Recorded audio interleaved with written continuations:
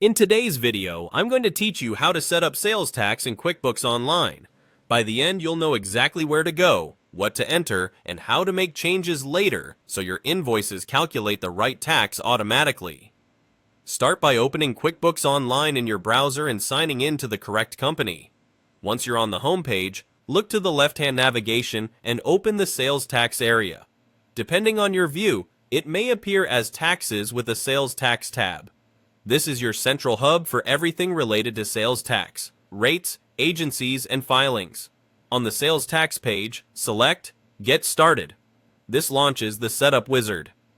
QuickBooks uses your company address and the places you sell to determine how to calculate tax, so accuracy here matters. If anything looks off, it's better to correct it now than to fix invoices later.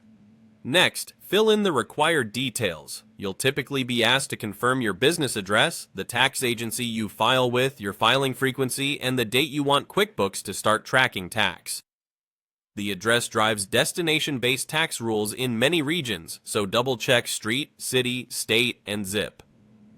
For the tax agency, pick the authority you remit to, such as your state's Department of Revenue.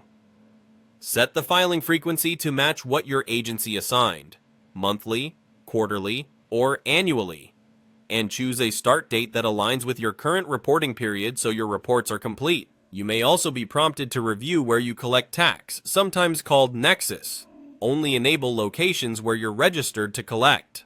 If asked about product and service taxability, choose the most accurate categories because items like services, food, or digital goods can be taxed differently. If you ship products, confirm whether shipping is taxable in your jurisdiction. After setup, you'll land back on the sales tax page. If you need to add something or make changes, select Manage Sales Tax. From here, you can edit agency details, update filing frequency if your state changes it, add or adjust custom rates if applicable, and review your sales tax liability. If your business address changes, update it here so QuickBooks recalculates correctly going forward.